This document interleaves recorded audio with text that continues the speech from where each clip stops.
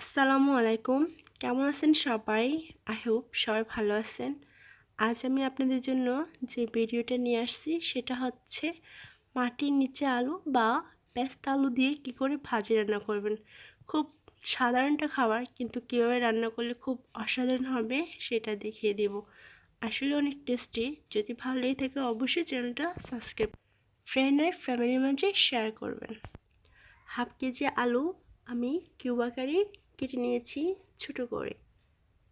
Half cup পেঁয়াজ কুচি, 1.5 চা চামচ আদা রসুনের পেস্ট, 1 চা চামচ সরিষার পেস্ট আর একটা তেজপাতা, তারপর 1 চা চামচ হলুদ, 1 চা চামচ মরিচ, 1 চা চামচ লবণ, তারপর পরিমাণ মতো ধনেপাতা। তো রান্নাটা শুরু করি। প্রথমে আমি একটা প্যানে তেল নিয়ে নিব। এতে ফার্স্ট জিরাটা দিয়ে দিব।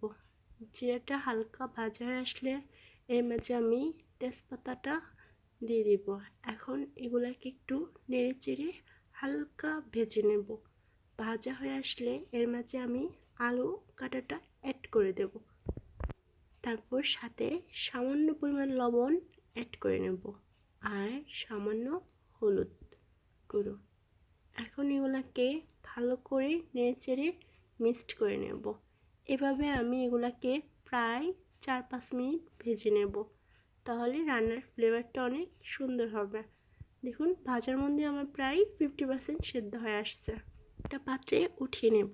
বাকি তেলটার মাঝে আমি পেঁয়াজ কুচি অ্যাড করে নিলাম। হালকা একটু ভাজা আসলে এর মাঝে আমি আদা রসুনের পেস্টটা অ্যাড করে নিলাম। একটু নেড়ে চেড়ে নেব যাতে কাঁচা স্মেলটা চলে যায়। এখন আমি সরিষার পেস্টও অ্যাড করে নেব। তারপর ভালো করে এগুলাকে ভেজে নেব কতক্ষণ, যাতে আদা রসুনের আর সরিষার কাঁচা স্মেলটা চলে যায়।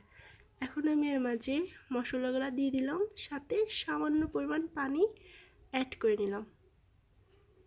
ভালো করে এখন সবগুলা মিক্সড করে নেব। মশলা মিক্সড হয়ে আসলে আমি এগুলাকে একটু ঢাকনা দিয়ে দেবো 2-3 মিনিটের মতো, যাতে কষানো হয় সুন্দর করে। 2-3 মিনিট পর চলে আসলাম। দেখুন কষানো হয়ে গেছে। এখন আমি এর মাঝে যে ভাজা আলুটা এটা অ্যাড করে দেব। ভালো করে এখন নেড়ে চেড়ে এগুলাকে মিক্সড করব। আমি এর মাঝে আর কোনো পানি অ্যাড করব না, কারণ আমার আলু এর আগেই ভাজার সময় 50% সেদ্ধ হয়ে আসছে। এখন আমি এভাবে অল্প পানিতে এগুলাকে ভালো করে রান্না করব। ঢাকনা দিয়ে দেবো 4-5 মিনিট। মাঝখানে তো অবশ্যই নিয়ে যেতে হবে, না হয় নিচে লেগে যাবে। 4-5 মিনিট পর চলে আসলাম। দেখুন আমার রান্নাটা হয়ে আসছে আর অনেক সুন্দর একটা কালারও হয়েছে আর ফ্লেভারও হয়েছে। এভাবে রান্না করুন, বিশ্বাস করুন অনেক ভালো লাগবে। আমি এখন ধনেপাতা কুচি অ্যাড করে দিলাম। যদি আমার রান্নাটা ভালো লেগে থাকে অবশ্যই চ্যানেলটা সাবস্ক্রাইব করবেন আর বেল আইকনে প্রেস করে রাখবেন, যাতে সবার আগে আমার ভিডিওটা দেখতে পারেন। ভালো থাকবেন সবাই। আল্লাহ হাফেজ।